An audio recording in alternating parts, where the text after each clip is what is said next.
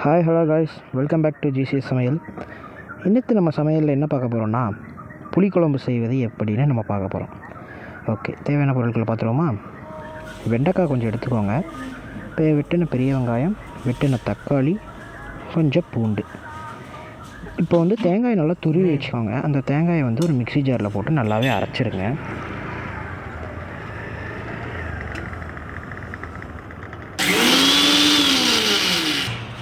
இந்த மாதிரி நல்லா பதத்துக்கு வந்தோடனே அந்த பாத்திரத்தை வச்சுட்டு பாத்திரத்தில் கொஞ்சம் எண்ணெய் ஊற்றி ஃபஸ்ட்டு நம்ம வெண்டைக்காயை நல்லாவே வதக்கிக்கலாம். நல்லா பார்த்திங்கன்னா அந்த ஒரு மாதிரி பிசுப்பு தன்மை இருக்கும். அந்த பிசுப்பு தன்மை போகிற வரைக்கும் அதை நல்லா வதக்கிக்கோங்க. நல்லா வதக்குனதுக்கப்புறம் மறுபடியும் பாத்திரத்தில் எண்ணெய் ஊற்றிக்கலாம். எண்ணெய் ஊற்றி அதில் கொஞ்சம் வெந்தயம். இப்போ நான் ரெக்குயர்மெண்ட்ஸில் சொல்லாததெல்லாம் இதில் சேர்த்துருப்பேன். நான் இதில் சொல்லிடுறேன், பார்த்துக்கோங்க.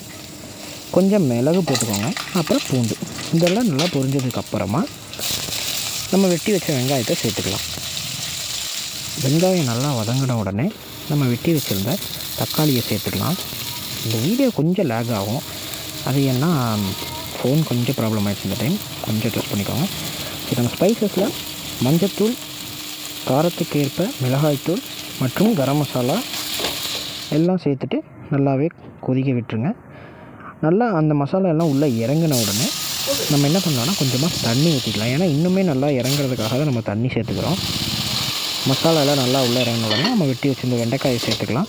சேர்த்துட்டு அது கூட கொஞ்சம் தயிர் சேர்த்துக்கலாம். தயிர் சேர்த்த உடனே நம்ம நல்லாவே கிண்டணும். அப்படி இல்லைன்னா அது திரி ஆகிடும். ஸோ இந்த பதத்துக்கு வந்ததுக்கப்புறம் நான் ரெக்குயர்மெண்ட்ஸில் சொல்லாத ஒன்று புளி கரைசல். புளியை நல்லா எடுத்து கரைச்சி வச்சுக்கோங்க.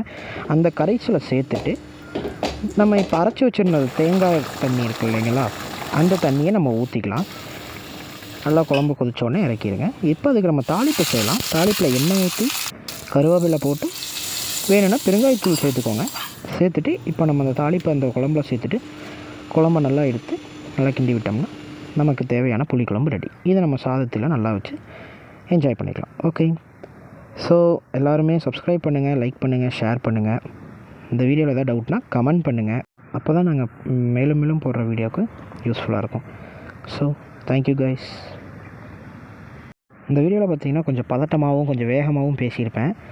ஏன்னா நான் இப்போ கொஞ்சம் ரைட்லேருந்தே அப்படியே அந்த வீடியோ அப்லோட் பண்ணுறதுனால கொஞ்சம் பேச முடியல. ஸோ நெக்ஸ்ட் டைம் வர வீடியோ கன்ஃபார்ம் கரெக்டாக வந்துடும். ஸோ எல்லோரும் தவறாமல் சப்ஸ்கிரைப் பண்ணிக்கோங்க. Thank you guys.